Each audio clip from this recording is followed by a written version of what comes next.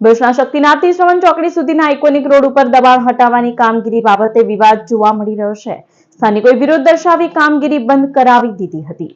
ભરૂચમાં શક્તિનાથથી શ્રવણ ચોકડી સુધી રૂપિયા 3.69 કરોડના ખર્ચથી બની રહેલા આઇકોનિક રોડ અને ડ્રેનેજની કામગીરી પહેલા આ માર્ગ પરથી દબાણો દૂર કરવામાં આવ્યા હતા.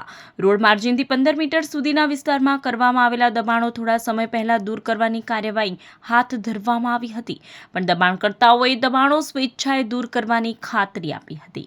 દબાણકર્તાઓની ખાતરી બાદ સફેદ પટ્ટા દોરીને રસ્તા અને ગટર માટેની જગ્યા નક્કી કરવામાં આવી હતી.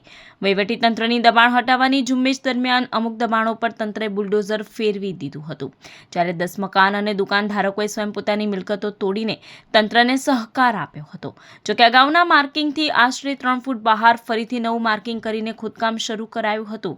આઇકોનિક રોડ માટેના માર્જિનમાં કરાયેલા ફેરફારની સામે સ્થાનિકોએ વિરોધ કર્યો હતો. સ્થાનિકોએ આક્ષેપ કર્યો હતો કે કેટલાક ચોક્કસ લોકોની મિલકત બચાવવા અથવા તંત્ર પરના દબાણના કારણે નવા માપદંડથી કામગીરી થઈ રહી છે. કામગીરી કરી રહેલા વ્યક્તિ પાસે કોઈ સત્તાવાર વર્ક ઓર્ડર ન હોવાનું જણાતા સ્થાનિકોએ વિરોધ નોંધાવી કામગીરી તાત્કાલિક બંધ કરાવી હતી. સ્થાનિકોએ ચેતવણી આપી છે કે જો આ મામલે પારદર્શક કાર્યવાહી નહીં થાય તો આગામી સમયમાં ઉગ્ર આંદોલન કરવામાં આવશે. તો જો લાઈન તમે ડેવલપમેન્ટ કરો પણ એક સરખું કરો ને, બધાને ભેદભાવ શું કામ રાખો? અમુક લોકોને બચાવી લો છો, અમુક લોકોને અંદર કાઢી નાખો છો. હવે આજે ડેવલપમેન્ટ માટે આ લાઈન નવી નાખી, આખી તમે રસ્તો અહીંયાથી બતાવી દો એકવાર, ખબર પડશે અહીંયાથી કેટલો વાંકો છે.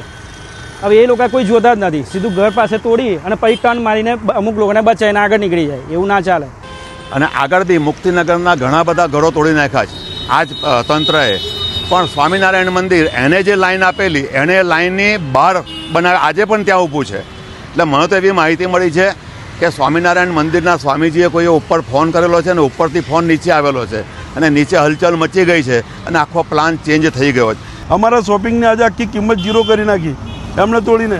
બીજું, મુક્તિનગરમાં જે સારા વ્યક્તિઓ છે, ભણેલા ગણેલા વ્યક્તિઓ, એ લોકોએ પોતાની મિલકત કાયદાને માન નાખીને તોડી નાખી.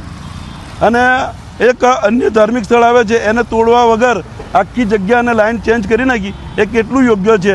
આમાં શું રંધાયું છે તે પ્રજાને પણ જાણવાની જરૂર છે.